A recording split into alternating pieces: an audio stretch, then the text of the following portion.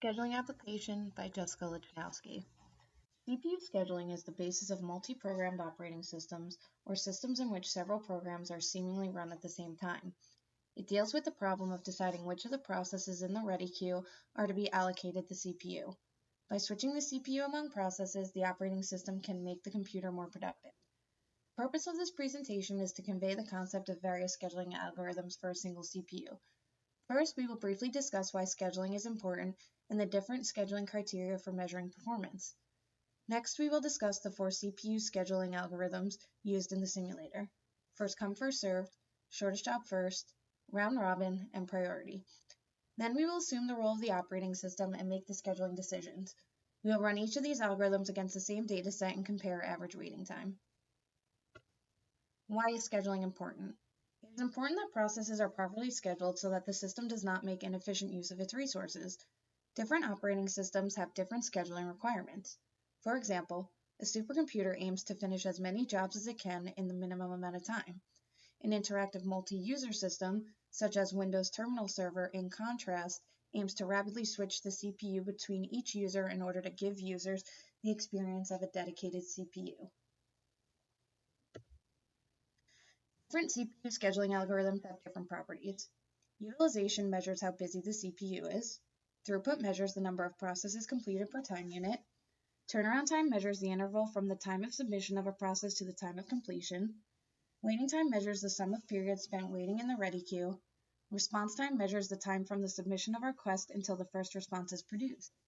Thus, the choice of a particular algorithm may favor one class of processes over another. In choosing which algorithm to use in a given situation, we must consider these properties. Now let's take a look at our first algorithm. So far, the simplest CPU scheduling algorithm is the first come, first served scheduling algorithm. With this scheme, the process that requests the CPU first is allocated the CPU first. The implementation of the first come, first served policy is easily managed with the FIFO queue.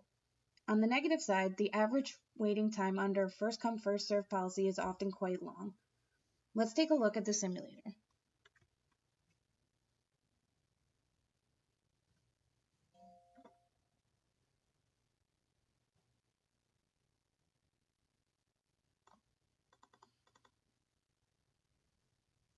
As you can see, each process runs in order of arrival time and runs to completion.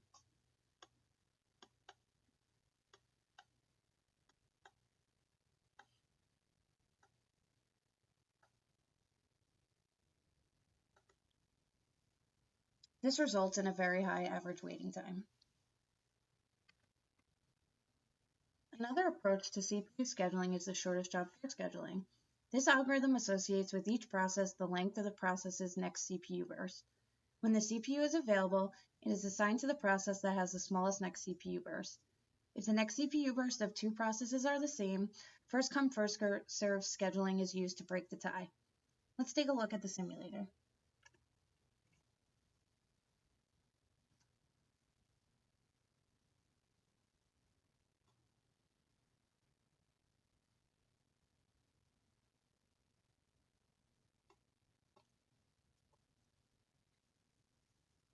As you can see, each process runs in order of arrival time, but it is preempted if the next process to run has a shorter burst time.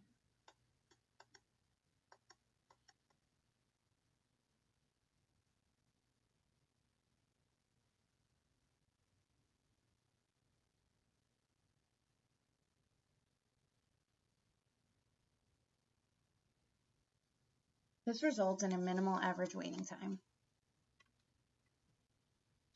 Round-robin scheduling algorithms is designed especially for time-sharing systems. It is similar to first-come, first-served scheduling, but preemption is added to enable the system to switch between processes based on a small slice of time called quantum. Then the ready queue is treated as a circular queue. The CPU scheduler goes around the ready queue, allocating the CPU to each process for a time interval of 1 quantum. Let's take a look at the simulator.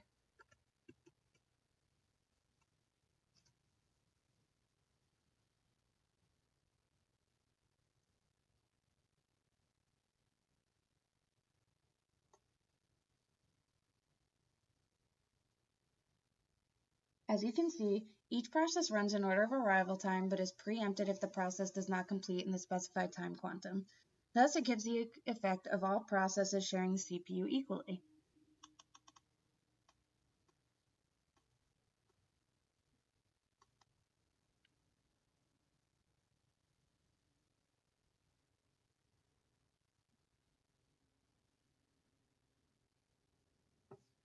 This, however, results in the average waiting time being longer than other scheduling algorithms.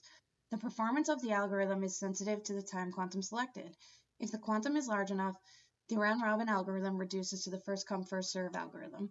But if it is very small, such as in this simulation, then each process gets 1/nth of the processor time and shares the CPU fairly.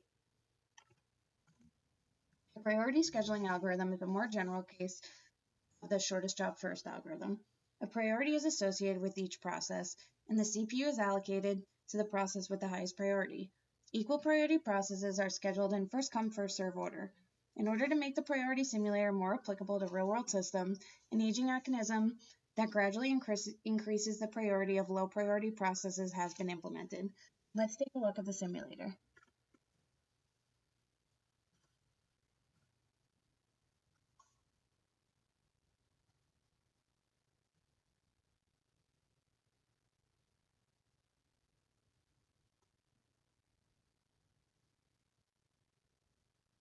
As you can see, higher priority processes run more often, but lower priority processes gradually increase so that they may have access to the CPU as well.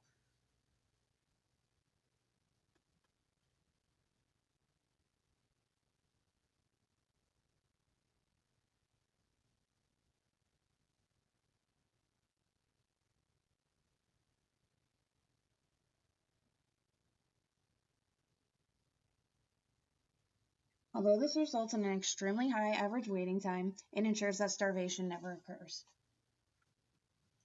So which is the best CPU scheduling algorithm? There is no correct answer, since the best algorithm depends on which scheduling criteria you are aiming to maximize or minimize. One way to find out is to simulate different scheduling algorithms with the type of jobs your system is going to be getting, and see which one is the best. This, however, is still just an approximation of actual system performance. For this demo, we used average waiting time as our scheduling criteria. After running the simulation, we can see that the shortest job first algorithm produces the smallest average waiting time. In fact, it can actually be proven that the shortest job first is the fastest algorithm, as long as there's an efficient way to determine how long the next CPU burst is. Though as of right now, there is no definitive way to determine that value. But that's a topic for a whole nother presentation. The end. Thank you.